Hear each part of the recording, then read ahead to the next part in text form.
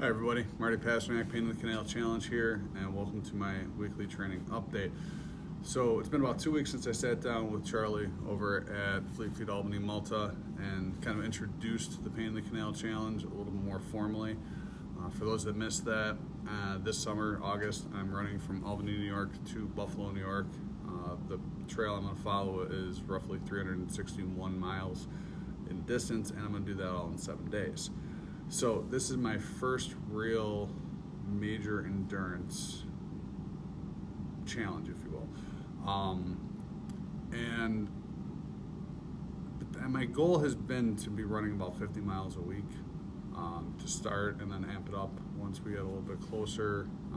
So like next month really, because we're already pretty close, it's April. And I've been hitting that, but the past couple of weeks my schedule has really interfered with my training. Last week I only had 3 days to run, and I was able to get 50 miles in, but I only had 3 days. This week I'm running even less. My schedule has been crazy. Some nights I'm not ending until 11 o'clock at night. But I'm still finding ways, right? And my goal really is to also avoid that overtraining that I've heard about, and I'm sure I've experienced, but I've kind of just ignored. Because with weight training and obstacle course racing, which I'm used to, I can kind of just like bowl myself through whatever challenge I'm at and deal with the consequences, so to speak. But this I have to be a lot more strategic with.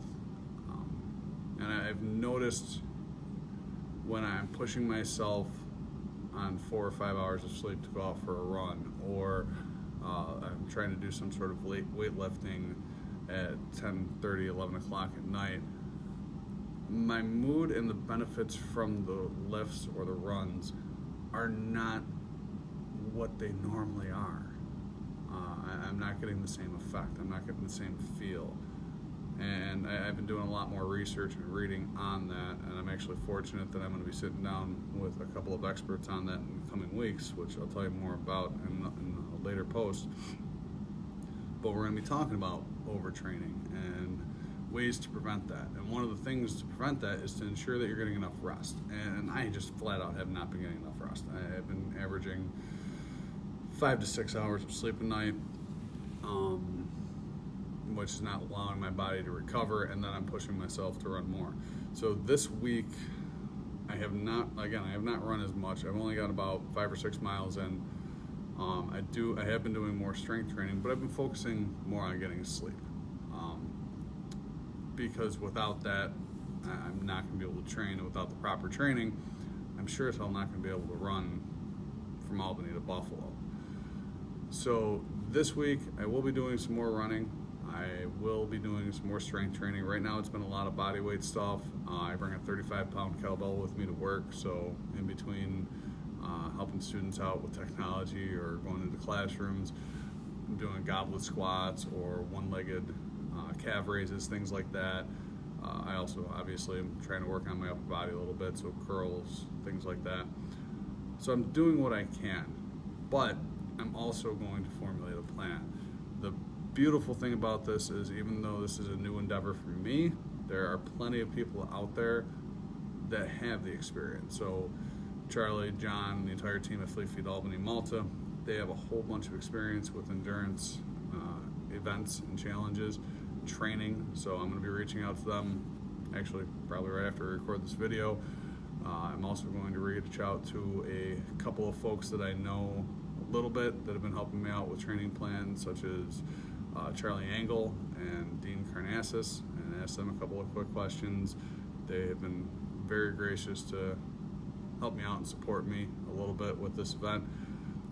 And I got to come up with a little bit better of a plan and ensure that not only am I getting the proper rest, but I'm also getting the proper training. Fortunately, in the coming months, I'll have a lot more availability, but for right now, I got to deal with having a normal job and some other obligations. So for more information on this, or to check out my blog, which I'm going to dive a little bit deeper into reasons and excuses Go to www.pitcanal.com. Don't forget to sign up for the virtual challenge, which starts May 15th. You'll be able to walk, run, hike, bike, a whole bunch of stuff. There's going to be some in-person training runs that I'm going to be doing and inviting participants to come out and see. And that's going to be happening all over the state. So check those out and keep my cousin Kevin in your prayers and thoughts. This whole challenge is to support his nonprofit, the Buffalo Colon Corps, and just last night he was back in the ER at Roswell. So lots of positivity going to Kevin. He is a fighter and a true inspiration, and he is the reason for all of this. So thank you for watching, and I look forward to seeing you guys soon.